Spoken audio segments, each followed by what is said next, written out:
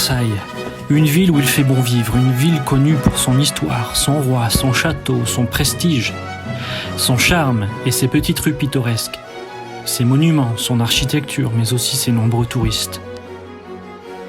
Mais Versailles, c'est aussi l'église évangélique Versailles-Clagny, une communauté réunie pour chanter et célébrer Dieu. Un endroit où la parole de Dieu est enseignée et où Jésus-Christ est proclamé comme sauveur. Un endroit où l'on peut prier ensemble et adorer Dieu, où on célèbre et chante le nom de Jésus. Car il est celui qui fait toute la différence. Rejoignez-nous tous les dimanches sur eevc.online.church.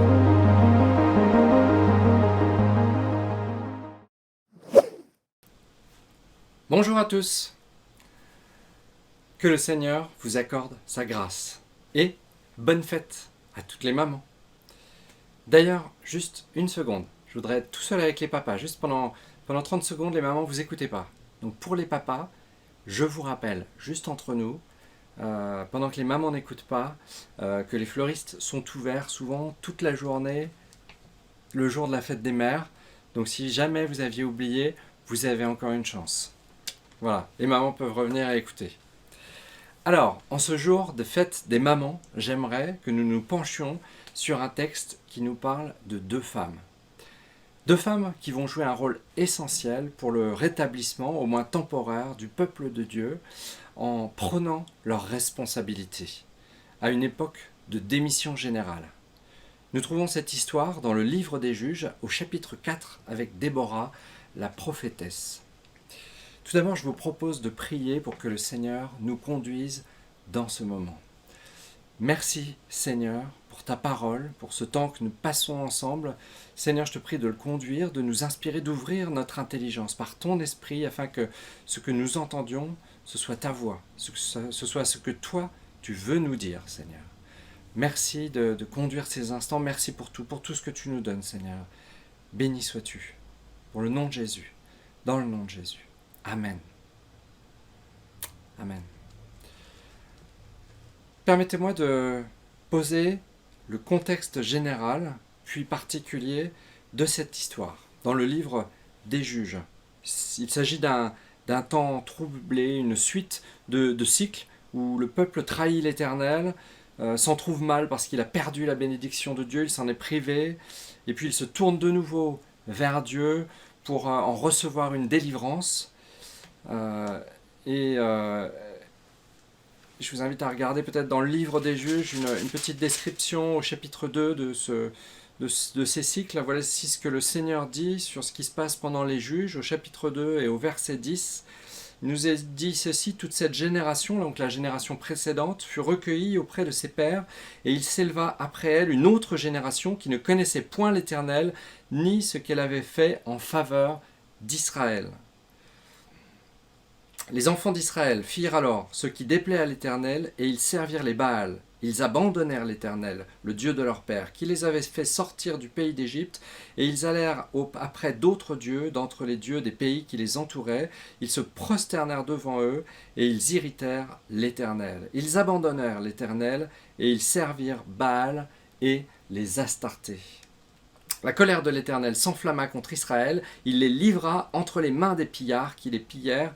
Il les vendit entre les mains de leurs ennemis d'alentour, et ils ne purent plus résister à leurs ennemis. Bien sûr, quand on dit « il les vendit », il ne s'agissait pas il n'a pas marchandé un prix, il n'a pas reçu de l'argent en échange, il les a livrés, il les a abandonnés à leurs ennemis qui étaient autour d'eux. Partout où ils allaient, verset 15, partout où ils allaient, la main de l'Éternel était contre eux pour leur faire du mal, comme l'Éternel l'avait dit, comme l'Éternel le leur avait juré. Ils furent ainsi dans une grande détresse. L'Éternel suscita des juges, afin qu'ils les délivrent de la main de ceux qui les pillaient, mais ils n'écoutèrent pas même leurs juges, car ils se prostituèrent à d'autres dieux, se prosternèrent devant eux, ils se détournèrent promptement de la voie qu'avait suivie leur père, et ils n'obéirent point, comme eux, au commandement de l'Éternel. Lorsque l'Éternel leur suscitait des juges, l'Éternel était avec le juge, et il les délivrait de la main de leurs ennemis pendant toute la vie du juge, car l'Éternel avait pitié de leurs gémissements contre ceux qui les opprimaient et les tourmentaient. Mais à la mort du juge, ils se corrompaient de nouveau plus que leur père en allant après d'autres dieux pour les servir et se prosterner devant eux. Et ils persévéraient dans la même conduite et le même endurcissement. Voici ce qui se passait au temps des juges. Voilà le contexte dans lequel prend place cette histoire. Est-ce que trop souvent nos vies ne ressemblent pas un peu à ça?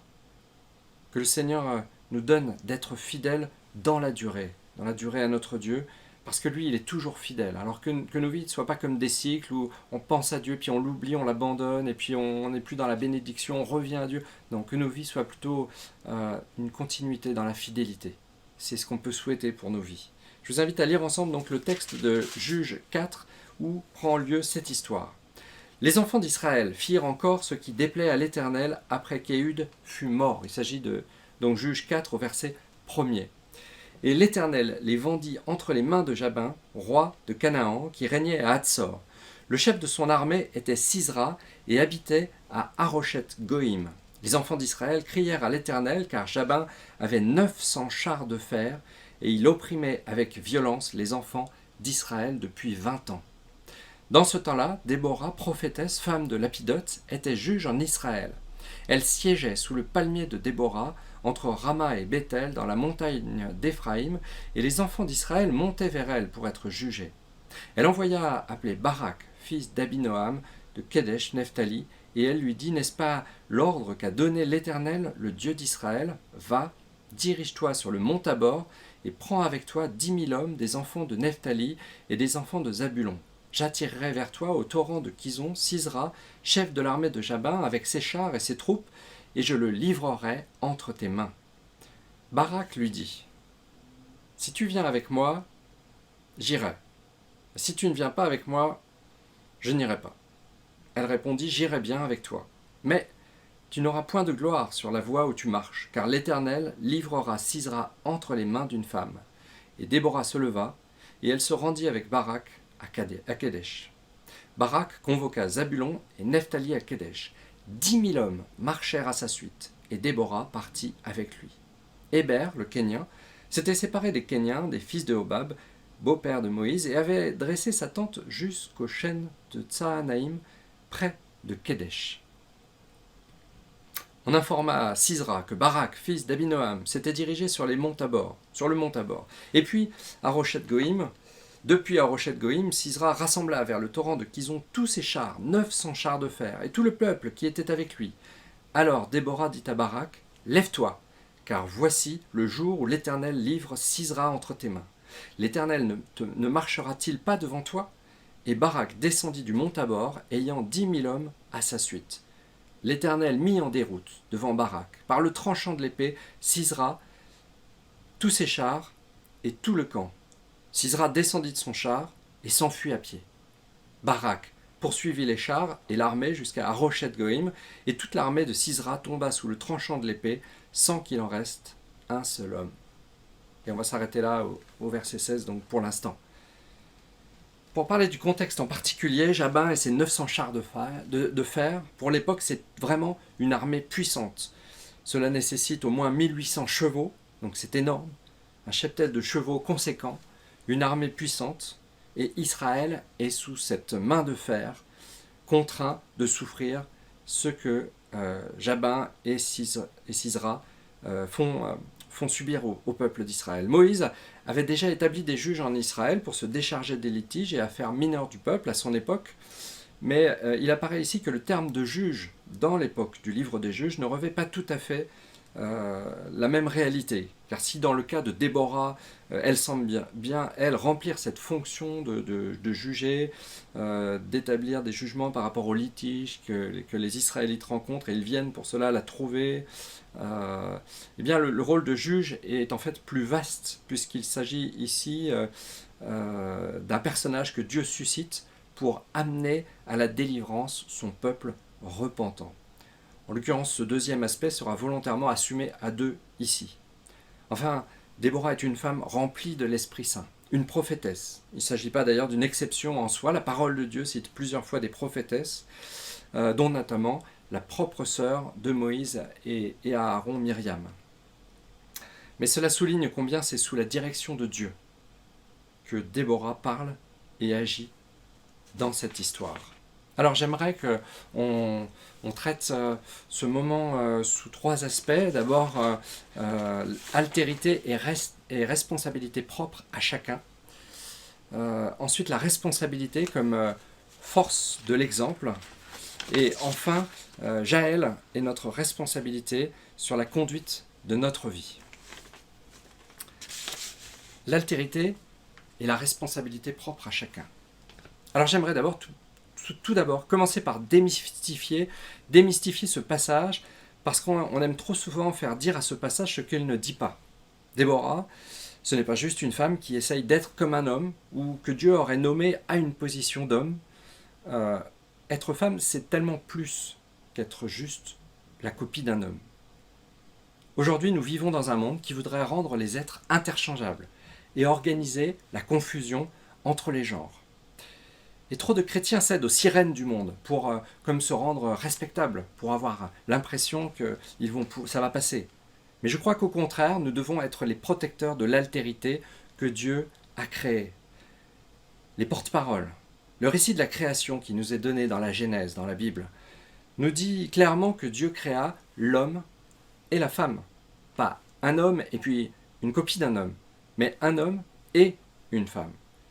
Genèse 2 nous dit que Dieu cherchait quelqu'un qui soit semblable à l'homme. Il a regardé toute la création, tout ce qu'il avait créé des animaux, les chiens, les chats, etc. Il a trouvé personne qui soit comme un homme, qui soit semblable à un homme. Alors il a créé la femme.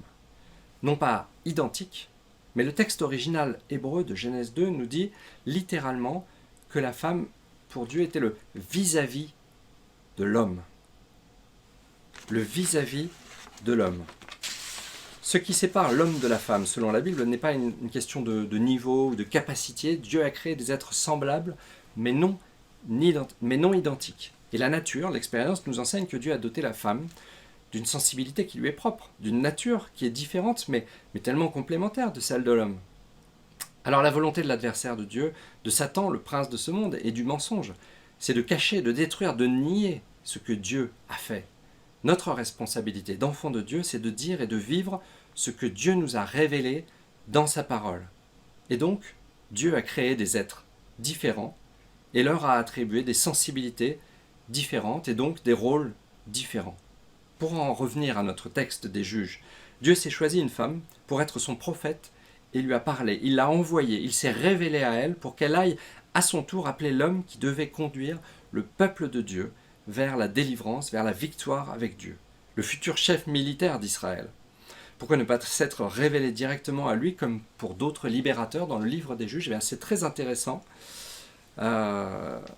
C'est que cet homme, pour faire un mauvais jeu de mots, son enthousiasme, on va dire, ne cassait pas la baraque. Voilà, ça c'est fait.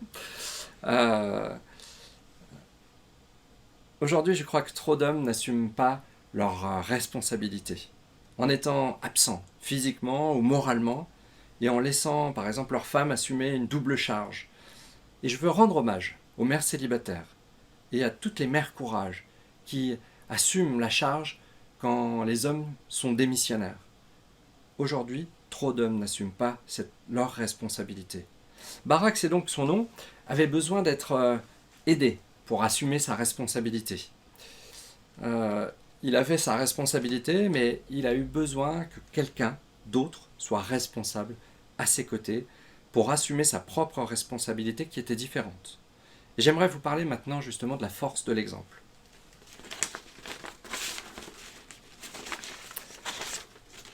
Et c'est une responsabilité, la force de l'exemple. Je crois qu'il faut bien saisir, bien retenir, se rappeler que celui qui accepte, qui assume ses responsabilités vis-à-vis de Dieu, devient comme un moteur pour les autres. C'est la force de l'exemple. Mais l'inverse est vrai aussi. Si nous refusons de nous engager avec Dieu, nous communiquons aux autres le peu d'importance que nous attachons à Dieu et à son service et nous fermons la porte aux hésitants. Nous trouvons 2 exemples qu'on peut prendre dans ce texte. Le premier, nous l'avons déjà évoqué, justement, c'est l'exemple de Déborah et de Barak. C'est Barak qui ne va finalement assumer son rôle auquel Dieu l'appelle que parce que Déborah va y aller avec lui, que parce que Déborah a dû aller le chercher, l'appeler. Je crois que la force de l'exemple est réelle pour tous ceux qui t'entourent. Tu es une bénédiction pour ton mari si tu l'entraînes à prendre ses responsabilités. Tu es une bénédiction pour ton épouse si tu l'entraînes à prendre ses responsabilités. Tu es une bénédiction pour tes enfants. Tu es une bénédiction pour tes parents si tu les entraînes à prendre leurs responsabilités vis-à-vis de Dieu, vis-à-vis de leur famille. Là où tu es, quand tu regardes cette vidéo, si tu n'es pas seul, alors je t'invite à te tourner vers ton voisin, ta voisine, et à lui dire « Dieu t'appelle à servir, à te lever ou à continuer à servir ». Au chapitre 5, juste après le passage que nous avons lu, juste après le chapitre où nous avons lu, au chapitre 5, il y a ce cantique, ce chant que Déborah rédige après la victoire, et elle y dit ceci au verset 6 à 8. « Au temps de Shamgar, fils d'Anat, au temps de Jaël, les routes étaient abandonnées et ceux qui voyageaient prenaient des chemins détournés. Les chefs étaient sans force en Israël, sans force. Quand je me suis levé, moi, Déborah, quand je me suis levé comme une mère en Israël, il avait choisi, Israël donc, de nouveaux dieux. Alors la guerre était aux portes, on ne voyait ni bouclier ni lance chez 40 milliers en Israël. Je me suis levé, moi, Déborah, je me suis levé comme une mère en Israël. Israël avait été déserté, il n'y avait plus personne qui assumait sa responsabilité vis-à-vis de Dieu, c'était la déroute. Alors comme une maman, avec sa sensibilité, avec son amour de mère, qui prend sa responsabilité vis-à-vis de ses enfants, elle s'est levée pour être la voix de l'exemple. Et elle est devenue un moteur pour que chacun assume sa responsabilité. Et en premier, Barak. Et puis il y a un deuxième exemple, dans ce chapitre 4 qu'on a lu, il y a un deuxième exemple, je ne sais pas si vous avez noté, on a dit au verset 3, les enfants d'Israël crièrent à l'Éternel car Jabin avait 900 chars de fer et il opprimait avec violence les enfants d'Israël depuis 20 ans. Voilà, ça fait 20 ans, Israël est complètement en déroute, ils sont écrasés sous l'oppression de Jabin et de son armée, de son général, et puis personne ne s'est levé. Et puis il y a cette femme qui prend sa responsabilité, Déborah, et qui va appeler Barak. Barak finit par prendre sa responsabilité parce qu'il est un peu poussé. Dieu a trouvé la personne qui allait pouvoir le faire décoller. Et puis Barak, qu'est-ce qu'il fait ? Du coup, il rentre dans son rôle de chef militaire et il appelle le peuple à venir. Et là, on nous dit, au verset 10, Barak convoqua Zabulon et Nephtali à Kadesh. 10 000 hommes marchèrent à sa suite et Déborah partit avec lui. 10 000 hommes. Formidable. 10 000 hommes. Mais enfin, moi, je ne sais pas comment vous le voyez, mais moi, quand je lis ça, j'ai un petit peu envie de leur dire, mais alors ça fait 20 ans, vous êtes 10 000 hommes, là, et ça fait 20 ans qu'Israël est oppressé, et vous étiez où, en fait ?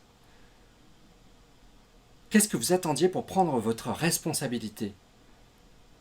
Et il a fallu que Barak se lève, et je crois que c'est un processus qui est vraiment réel, à l'époque, mais aujourd'hui aussi. Quand on se lève et qu'on commence à prendre sa responsabilité, on devient un moteur pour les autres. Alors Rebecca a pris sa responsabilité, elle a été un moteur pour Barak. Barak a fini par prendre sa responsabilité. Il est devenu un moteur pour 10 000 hommes, pour toute une armée, pour l'armée qui allait conduire à la délivrance d'Israël. Waouh! Voilà la force de l'exemple. Voilà ce à quoi nous appelle Dieu. Dieu nous appelle à rentrer dans notre responsabilité et à devenir ainsi un moteur spirituel, un moteur de motivation pour nos frères et sœurs dans l'Église, un moteur peut-être aussi pour ceux qui ne connaissent pas le Seigneur, pour qu'ils osent, qu'ils finissent par s'avancer avec Dieu.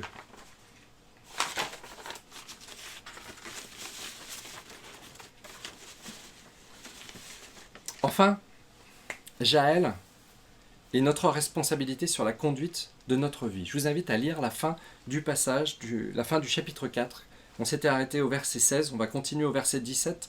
Bon, vous avez juste noté qu'au verset 15, Sisera, qui est très, très courageux et qui voit que la bataille ne tourne pas à son avantage, il descend de son char et il part en courant à pied. Pourquoi il descend de son char ? Parce que son char, c'est le char de commandement, c'est ce qui permettait de savoir qui il était. Donc plutôt que de subir la défaite avec ses hommes, il part en courant et il va se planquer loin de la bataille. Verset 17, Sisera se réfugia à pied dans la tente de Jaël, femme de Héber le Kénien, car il y avait paix entre Jabin, roi de Hatzor, et la maison de Héber le Kénien. Là, on voit pourquoi tout à l'heure, on commençait à nous parler de Héber le Kénien, on ne savait pas encore trop pourquoi. Voilà, en fait, c'est là que rentre dans l'histoire la famille de Héber. Donc, verset 17, Sisera se réfugia à pied dans la tente de Jaël, femme de Héber le Kénien, car il y avait paix entre Jabin, roi de Hatzor, et la maison de Héber le Kénien. Jaël sortit au-devant de Sisera et lui dit « Entre, mon seigneur, entre chez moi, ne crains point. » Il entra chez elle, dans la tente, et elle le cacha sous une couverture. Il lui dit « Donne-moi, je te prie, un peu d'eau à boire, car j'ai soif. » Elle ouvrit l'outre du lait et lui donna à boire et le couvrit.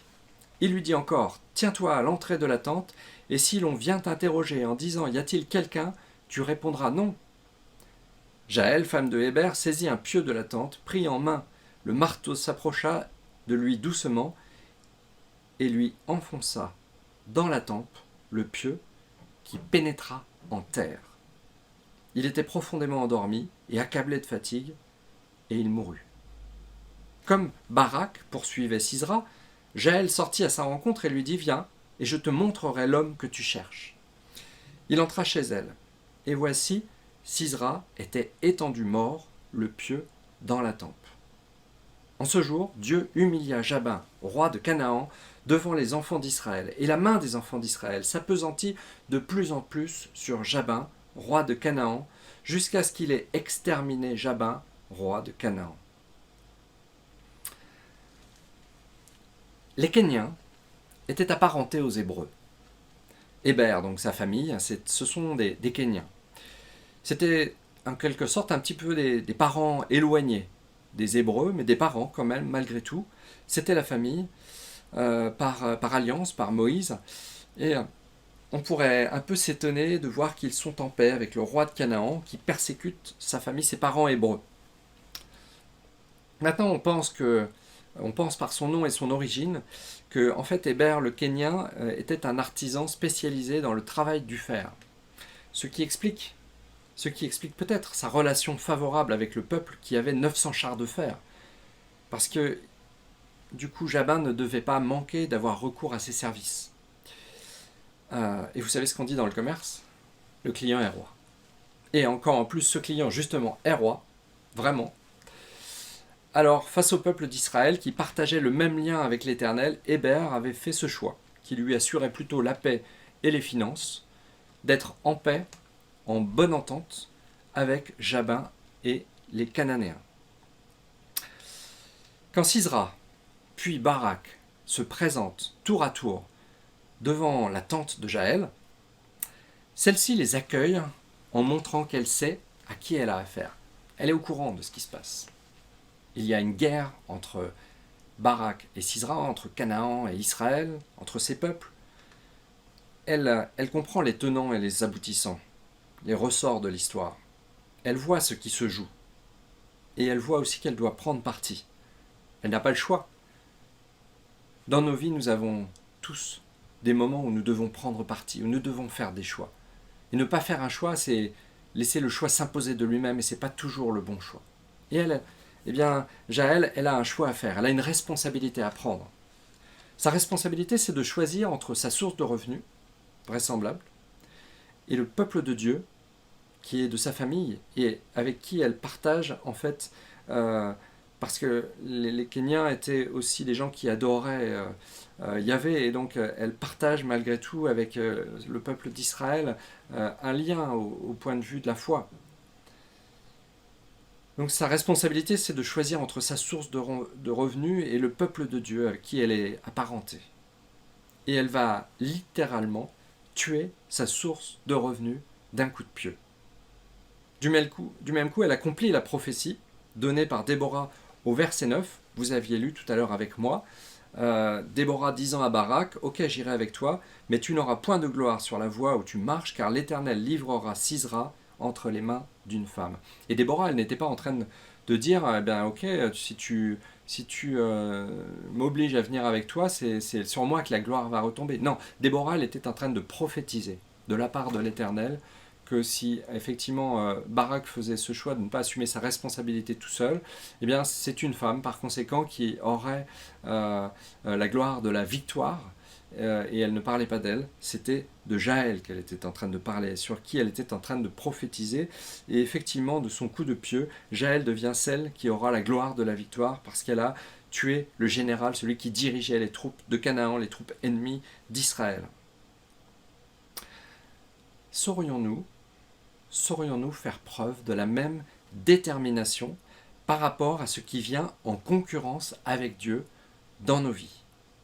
Notre responsabilité devant Dieu, c'est de faire le bon choix. Alors ici, bien sûr, c'est particulier, c'est une guerre.